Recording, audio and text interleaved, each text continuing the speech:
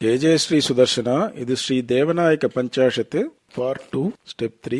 ಶ್ರೀಮಾನ್ ವೆಂಕಟನಾಥಾರ್ಯ ಕವಿತಾರ್ಕಿಕ ಕೇಸರಿ ವೇದಾಂತಾಚಾರ್ಯವರ್ಯೋ ಮೇ ಸನ್ನಿಧತ್ತಾಂ ಸದಾ ಹೃದಿ. ಆರುಣ್ಯ ಪಲ್ಲವಿತ ಯೌವನ ಪಾರಿಜಾತಂ ಆಭೀರಯೋಷಿದನುಭೂತಮರ್ತ್ಯನಾಥ. ಆರುಣ್ಯ ಪಲ್ಲವಿತ ಯೌವನ ಪಾರಿಜಾತಂ ಆಭೀರಯೋಷಿದನುಭೂತಮರ್ತ್ಯನಾಥ. ಆರುಣ್ಯ ಪಲ್ಲವಿತ ಯೌವನ ಪಾರಿಜಾತಂ ಆಭೀರಯೋಷಿದನುಭೂತಮರ್ತ್ಯನಾಥ. ವಂಶೇನ ಶಂಖಪತಿನಾ ಚ ನಿಷೇವಿತಂ ತೇ ಬಿಂಬಾಧರಂ ಸ್ಪೃಶತಿ ರಾಗವತೀ ಮತಿರ್ಮೇ. ವಂಶೇನ ಶಂಖಪತಿನಾ ಚ ನಿಷೇವಿತಂ ತೇ ಬಿಂಬಾಧರಂ ಸ್ಪೃಶತಿ ರಾಗವತೀ ಮತಿರ್ಮೇ. ವಂಶೇನ ಶಂಖಪತಿನಾ ಚ ನಿಷೇವಿತಂ ತೇ ಬಿಂಬಾಧರಂ ಸ್ಪೃಶತಿ ರಾಗವತೀ ಮತಿರ್ಮೇ. ಪದ್ಮಾಲಯಾ ವಲಯ ದತ್ತ ಸುಜಾತ ರೇಖೆ ತ್ವತ್ಕಾಂತಿ ಮೇ ಚಕಿತ ಶಂಖ ನಿಭೇ ಮತಿರ್ಮೇ. ಪದ್ಮಾಲಯಾ ವಲಯ ದತ್ತ ಸುಜಾತ ರೇಖೆ ತ್ವತ್ಕಾಂತಿ ಮೇ ಚಕಿತ ಶಂಖ ನಿಭೇ ಮತಿರ್ಮೇ. ಪದ್ಮಾಲಯಾ ವಲಯ ದತ್ತ ಸುಜಾತ ರೇಖೆ ತ್ವತ್ಕಾಂತಿ ಮೇ ಚಕಿತ ಶಂಖ ನಿಭೇ ಮತಿರ್ಮೇ. ವಿಸ್ಮೇರ ಭಾವ ರುಚಿರಾ ವನಮಾಲಿಕೇವ ಕಂಠೇ ಗುಣೀಭವತಿ ದೇವಪತೆ ತ್ವದೀಯೇ. ವಿಸ್ಮೇರ ಭಾವ ರುಚಿರಾ ವನಮಾಲಿಕೇವ ಕಂಠೇ ಗುಣೀಭವತಿ ದೇವಪತೆ ತ್ವದೀಯೇ. ವಿಸ್ಮೇರ ಭಾವ ರುಚಿರಾ ವನಮಾಲಿಕೇವ ಕಂಠೇ ಗುಣೀಭವತಿ ದೇವಪತೆ ತ್ವದೀಯೇ. ಆಜಾನುಲಂಬಿಭಿರಲಂಕೃತ ಹೇತಿಜಾಲೈಃ ಜ್ಯಾಘಾತರಾಜಿರುಚಿರೈರ್ಜಿತಪಾರಿಜಾತೈಃ. ಆಜಾನುಲಂಬಿಭಿರಲಂಕೃತ ಹೇತಿಜಾಲೈಃ ಜ್ಯಾಘಾತರಾಜಿರುಚಿರೈರ್ಜಿತಪಾರಿಜಾತೈಃ. ಆಜಾನುಲಂಬಿಭಿರಲಂಕೃತ ಹೇತಿಜಾಲೈಃ ಜ್ಯಾಘಾತರಾಜಿರುಚಿರೈರ್ಜಿತಪಾರಿಜಾತೈಃ. ಚಿತ್ರಾಂಗದೈಸ್ತುದಶಪುಂಗವಜಾತಸಂಗಾ ತ್ವದ್ಬಾಹುಭಿರ್ಮಮ ದೃಢಂ ಪರಿರಭ್ಯತೆ ಧೀಃ. ಚಿತ್ರಾಂಗದೈಸ್ತುದಶಪುಂಗವಜಾತಸಂಗಾ ತ್ವದ್ಬಾಹುಭಿರ್ಮಮ ದೃಢಂ ಪರಿರಭ್ಯತೆ ಧೀಃ. ಚಿತ್ರಾಂಗದೈಸ್ತುದಶಪುಂಗವಜಾತಸಂಗಾ ತ್ವದ್ಬಾಹುಭಿರ್ಮಮ ದೃಢಂ ಪರಿರಭ್ಯತೆ ಧೀಃ. ನೀಲಾಚಲೋದಿತ ನಿಶಾಕರ ಭಾಸ್ಕರಾಭೆ ಶಾಂತಾಹಿತೆ ಸುರಪತೆ ತವ ಶಂಖಚಕ್ರೇ. ನೀಲಾಚಲೋದಿತ ನಿಶಾಕರ ಭಾಸ್ಕರಾಭೆ ಶಾಂತಾಹಿತೆ ಸುರಪತೆ ತವ ಶಂಖಚಕ್ರೇ. ನೀಲಾಚಲೋದಿತ ನಿಶಾಕರ ಭಾಸ್ಕರಾಭೆ ಶಾಂತಾಹಿತೆ ಸುರಪತೆ ತವ ಶಂಖಚಕ್ರೇ. ಪಾಣೇರಮುಷ್ಯ ಭಜತಾಂ ಅಭಯಪ್ರದಸ್ಯ ಪ್ರತ್ಯಾಯನಂ ಜಗತಿ ಭಾವಯತ ಸ್ವಭೂಮ್ನಾ. ಪಾಣೇರಮುಷ್ಯ ಭಜತಾಂ ಅಭಯಪ್ರದಸ್ಯ ಪ್ರತ್ಯಾಯನಂ ಜಗತಿ ಭಾವಯತ ಸ್ವಭೂಮ್ನಾ. ಪಾಣೇರಮುಷ್ಯ ಭಜತಾಂ ಅಭಯಪ್ರದಸ್ಯ ಪ್ರತ್ಯಾಯನಂ ಜಗತಿ ಭಾವಯತ ಸ್ವಭೂಮ್ನಾ. ಅಕ್ಷೋಭಣೀಯ ಕರುಣಾಂಬುಧಿ ವಿದ್ರುಮಾಭಂ ಭಕ್ತಾನುರಂಜನಮರ್ತ್ಯಪತೆ ತ್ವದೀಯಂ. ಅಕ್ಷೋಭಣೀಯ ಕರುಣಾಂಬುಧಿ ವಿದ್ರುಮಾಭಂ ಭಕ್ತಾನುರಂಜನಮರ್ತ್ಯಪತೆ ತ್ವದೀಯಂ. ಅಕ್ಷೋಭಣೀಯ ಕರುಣಾಂಬುಧಿ ವಿದ್ರುಮಾಭಂ ಭಕ್ತಾನುರಂಜನಮರ್ತ್ಯಪತೆ ತ್ವದೀಯಂ. ನಿತ್ಯಾಪರಾಧಚಕಿತೆ ಹೃದಯೇ ಮದೀಯೇ ದತ್ತಾಭಯಂ ಸ್ಫುರತಿ ದಕ್ಷಿಣಪಾಣಿಪದ್ಮಂ. ನಿತ್ಯಾಪರಾಧಚಕಿತೆ ಹೃದಯೇ ಮದೀಯೇ ದತ್ತಾಭಯಂ ಸ್ಫುರತಿ ದಕ್ಷಿಣಪಾಣಿಪದ್ಮಂ. ನಿತ್ಯಾಪರಾಧಚಕಿತೆ ಹೃದಯೇ ಮದೀಯೇ ದತ್ತಾಭಯಂ ಸ್ಫುರತಿ ದಕ್ಷಿಣಪಾಣಿಪದ್ಮಂ. दुर्दान्तदैत्यविशिखक्षतपत्रभङ्गम् वीरस्य ते विबुधनायकबाहुमध्यम् दुर्दान्तदैत्यविशिखक्षतपत्रभङ्गम् वीरस्य ते विबुधनायकबाहुमध्यम् दुर्दान्तदैत्यविशिखक्षतपत्रभङ्गम् वीरस्य ते विबुधनायकबाहुमध्यम् श्रीवत्सकौस्तुभरमावनमालिकाङ्कम् चिन्तानभूय लभते चरितार्थताम् नः श्रीवत्सकौस्तुभरमावनमालिकाङ्कम् चिन्तानभूय लभते चरितार्थताम् नः श्रीवत्सकौस्तुभरमावनमालिकाङ्कम् चिन्तानभूय लभते चरितार्थताम् नः वर्णक्रमेण विबुधेश विचित्रिताङ्गी स्मेरप्रसूनसुभगा वनमालिकेयम् वर्णक्रमेण विबुधेश विचित्रिताङ्गी स्मेरप्रसूनसुभगा वनमालिकेयम् वर्णक्रमेण विबुधेश विचित्रिताङ्गी स्मेरप्रसूनसुभगा वनमालिकेयम् हृद्या सुगन्धिरजहत्कमलामणीन्द्र नित्या तव स्फुरति मूर्तिरिव द्वितीया हृद्या सुगन्धिरजहत्कमलामणीन्द्र नित्या तव स्फुरति मूर्तिरिव द्वितीया हृद्या सुगन्धिरजहत्कमलामणीन्द्र नित्या तव स्फुरति मूर्तिरिव द्वितीया आर्द्रम् तमोमथनमाश्रिततारकम् ते शुद्धम् मनस्सु मनसाम् अमृतम् दुहानम् आर्द्रम् तमोमथनमाश्रिततारकम् ते शुद्धम् मनस्सु मनसाम् अमृतम् दुहानम्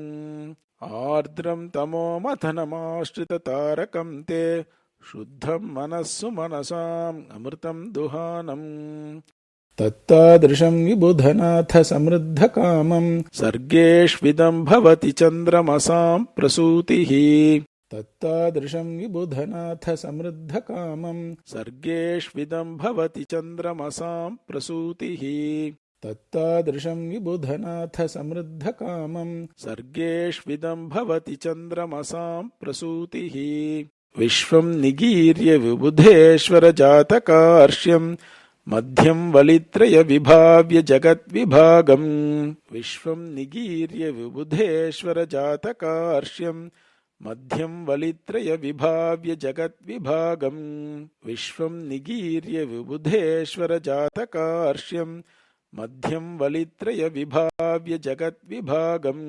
आमोदिनाभिनलिनस्थविरिञ्च भृङ्गम् आकल्पयत्युदरबन्ध इवाशयो मे आमोदिनाभिनलिनस्थविरिञ्च भृङ्गम् आकल्पयत्युदरबन्ध इवाशयो मे आमोदिनाभिनलिनस्थविरिञ्च भृङ्गम् आकल्पयत्युदरबन्ध इवाशयो मे नाकौकसाम् प्रथमताम् अधिकुर्वते ते नाभीसरोजरजसाम् परिणामभेदाः नाकौकसाम् प्रथमताम् अधिकुर्वते ते नाभीसरोजरजसाम् परिणामभेदाः नाकौकसाम् प्रथमताम् अधिकुर्वते ते नाभीसरोजरजसाम् परिणामभेदाः आराधयद्भिरिहतैर्भवतः समीची वीरोचिता विबुधनायक इत्यभिख्या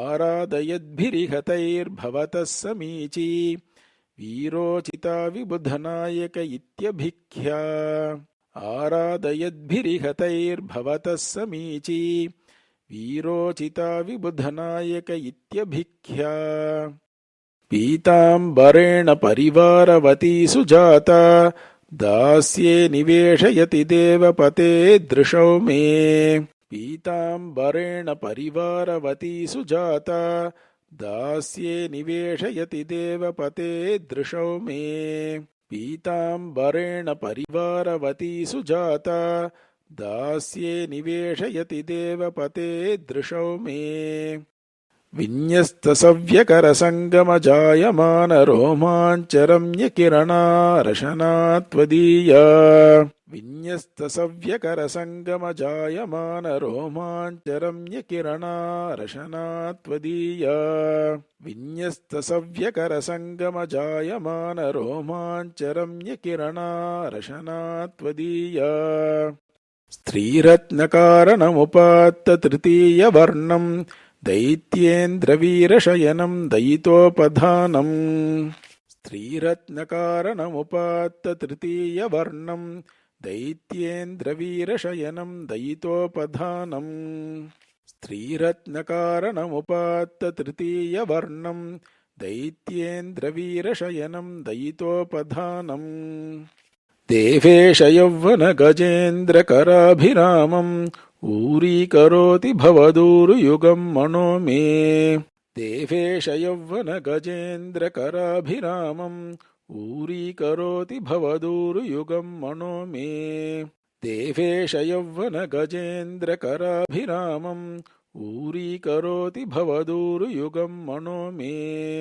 लावण्यपूरललितोर्ध्वपरिभ्रमाभम् लक्ष्मीविहारमणिदर्पणबद्धसख्यम् लावण्यपूरललितोर्ध्वपरिभ्रमाभम् लक्ष्मीविहारमणिदर्पणबद्धसख्यम् लावण्यपूरललितोर्ध्वपरिभ्रमाभम् लक्ष्मीविहारमणिदर्पणबद्धसख्यम् गोपाङ्गनेषु कृतचङ्क्रमणम् तवैतते जानुद्वयम् सुरपते न जहाति चित्तम् गोपाङ्गनेषु कृतचङ्क्रमणम् तवैतते जानुद्वयम् सुरपते न जहाति चित्तम् गोपाङ्गनेषु कृतचङ्क्रमणम् तवैतते जानुद्वयम् सुरपते न जहाति चित्तम् दूत्येदुकूलहरणे व्रजसुन्दरीणाम् दैत्यानुधावनविधावपि लब्धसाह्यम् दूत्येदुकूलहरणे व्रजसुन्दरीणाम् दैत्यानुधावनविधावपि लब्धसाह्यम् दूत्येदुकूलहरणे व्रजसुन्दरीणाम् दैत्यानुधावनविधावपि लब्धसाह्यम् कन्दर्पकाहलनिषङ्गकलाचिकाभम् जङ्घायुगम् जयति देवपते त्वदीयम् कन्दर्पकाहलनिषङ्गकलाचिकाभम् जङ्घायुगम् जयति देवपते त्वदीयम् कन्दर्पकाहलनिषङ्गकलाचिकाभम् जङ्घायुगम् जयति देवपते त्वदीयम् पाषाणनिर्मिततपोधनधर्मदारम् भस्मन्युपाहितनरेन्द्रकुमारभावम् पाषाणनिर्मिततपोधनधर्मदारम् भस्मन्युपाहितनरेन्द्रकुमारभावम्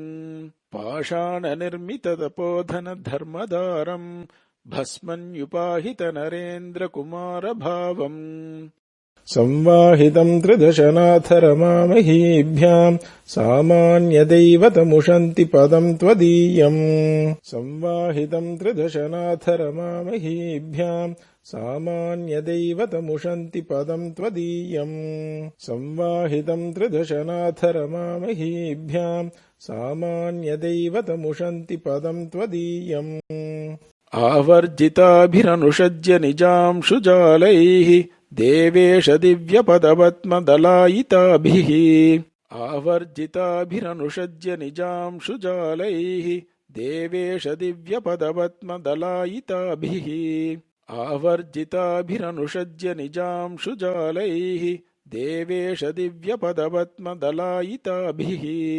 अन्याभिलाषपरिलोलमिदम् मदीयम् अङ्गीकृतम् हृदयमङ्गुलिभिः स्वयं ते अन्याभिलाषपरिलोलमिदम् मदीयम् अङ्गीकृतम् हृदयमङ्गुलिभिः स्वयं ते अन्याभिलाषपरिलोलमिदम् मदीयम् अङ्गीकृतम् हृदयमङ्गुलिभिः स्वयं ते पङ्कान्यसौ मम निहन्ति महस्तरङ्गैः गङ्गाधिकाम् विदधती गरुडस्रवन्तीम् पङ्कान्यसौ मम निहन्ति महस्तरङ्गैः गङ्गाधिकाम् विदधती गरुडस्रवन्तीम् पङ्कान्यसौ मम निहन्ति महस्तरङ्गैः गङ्गाधिकाम् विदधती गरुडस्रवन्तीम् नाकौकसाम् मणिकिरीटगणैरुपास्य नाथ त्वदीयपदयोर्नखरत्नपङ्क्तिः नाकौकसाम् मणिकिरीटगणैरुपास्य नाथ त्वदीयपदयोर्नखरत्नपङ्क्तिः नाकौकसाम् मणिकिरीटगणैरुपास्य नाथ त्वदीयपदयोर्नखरत्नपङ्क्तिः वज्रध्वजाङ्कुशसुधा कलशातपत्रकल्पद्रुमाम्बुरुहतोरणशङ्खचक्रैः वज्रध्वजाङ्कुशसुधा कलशातपत्रकल्पद्रुमाम्बुरुहतोरणशङ्खचक्रैः वज्रध्वजाङ्कुशसुधा कलशातपत्रकल्पद्रुमाम्बुरुहतोरणशङ्खचक्रैः मत्स्यादिभिश्च विबुधेश्वरमण्डितं ते मान्यं पदं भवतु मौलिविभूषणं नः मत्स्यादिभिश्च विबुधेश्वरमण्डितं ते मान्यं पदं भवतु मौलिविभूषणं नः मत्स्यादिभिश्च विबुधेश्वरमण्डितं ते मान्यं पदं भवतु मौलिविभूषणं नः चित्रं त्वदीयपदपद्मपरागयोगात् योगं विनापि युगपद्विलयं प्रयान्ति चित्रं त्वदीयपदपद्मपरागयोगात् योगं विनापि युगपद्विलयं प्रयान्ति चित्रं त्वदीयपदपद्मपरागयोगात् योगं विनापि युगपद्विलयं प्रयान्ति विश्वं च निर्जरपते शिरसि प्रजानां वेधस्वहस्तलिखितानि दुरक्षराणि विश्वं च निर्जरपते शिरसि प्रजानां वेधस्वहस्तलिखितानि दुरक्षराणि विश्वं च निर्जरपते शिरसि प्रजानां वेधस्वहस्तलिखितानि दुरक्षराणि ये जन्मकोटिभिरुपार्जितशुद्धधर्माः तेषां भवच्चरणभक्तिरतीव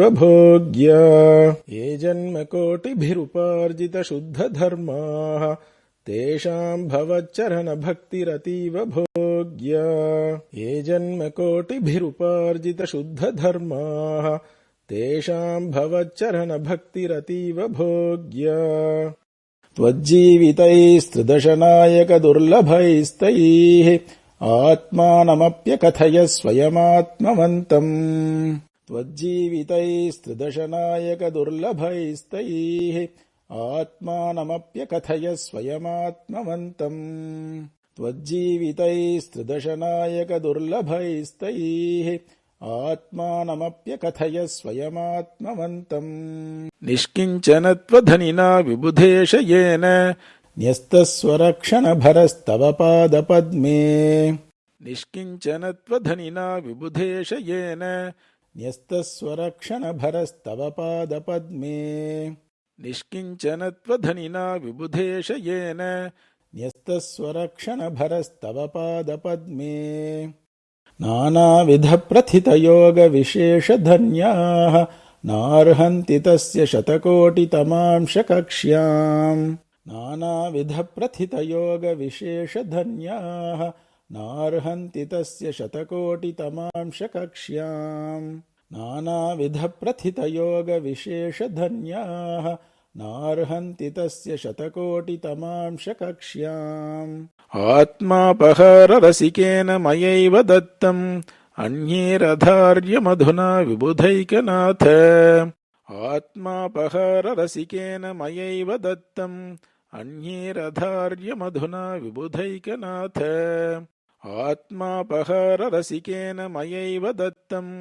अन्यैरधार्यमधुना विबुधैकनाथ स्वीकृत्य धारयितुमर्हसि मां त्वदीयम् चोरोपनीतनिजनूपुरवत्स्वपादे स्वीकृत्य धारयितुमर्हसि मां त्वदीयम् चोरोपनीतनिजनूपुरवत्स्वपादे स्वीकृत्य धारयितुमर्हसि मां त्वदीयम् चोरोपनीतनिजनूपुरवत्स्वपादे अज्ञानवारिधिमपाय धुरन्धरं माम् आज्ञाविभञ्जनमकिञ्चन सार्वभौमम् अज्ञानवारिधिमपाय धुरन्धरं माम् आज्ञाविभञ्जनमकिञ्चन सार्वभौमम् अज्ञानवारिधिमपाय धुरन्धरं माम् आज्ञाविभञ्जनमकिञ्चन सार्वभौमम् विन्दन् भवान् विबुधनाथ समस्तवेदी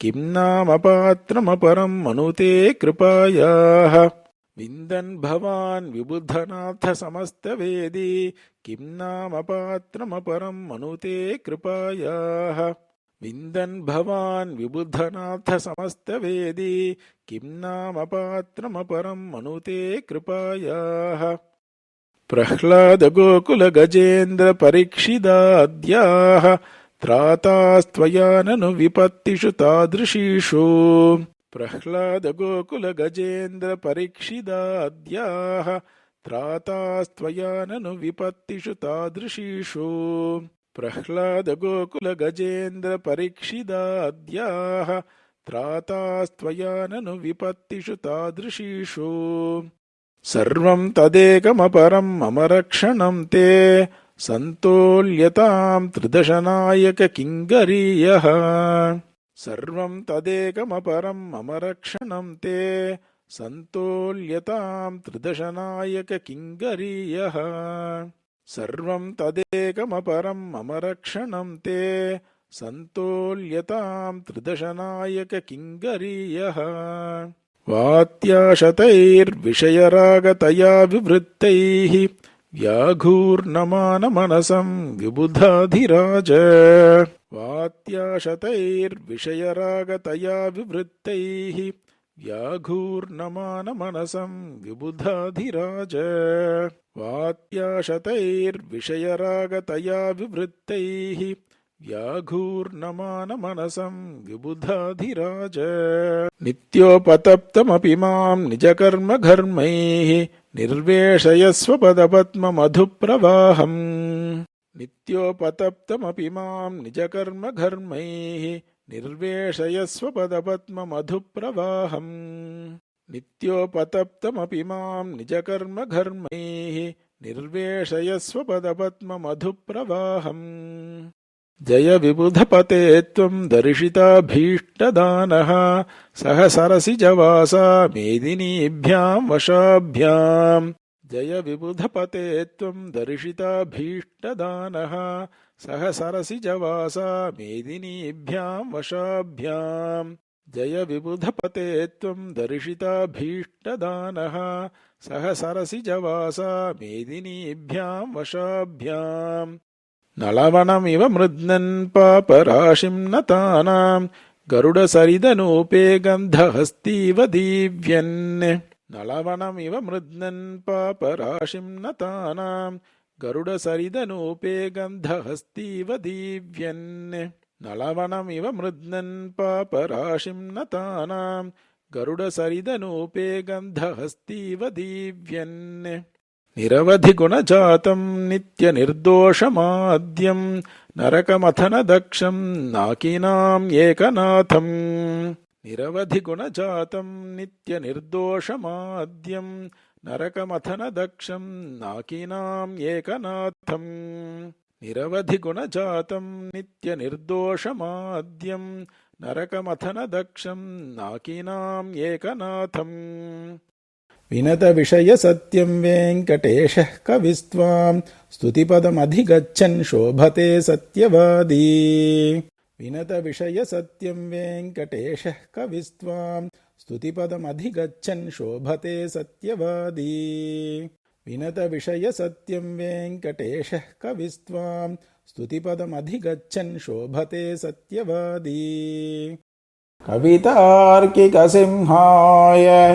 कल्याणगुणशालिने श्रीमते वेङ्कटेशाय वेदान्तगुरवे नमः वादिद्विपशिरोभङ्गपञ्चाननपराक्रमः श्रीमान् वेङ्कटनाथार्यः शिरं विजयतां भुवि श्रीमते निगमान्तमहादेशिकाय नमः।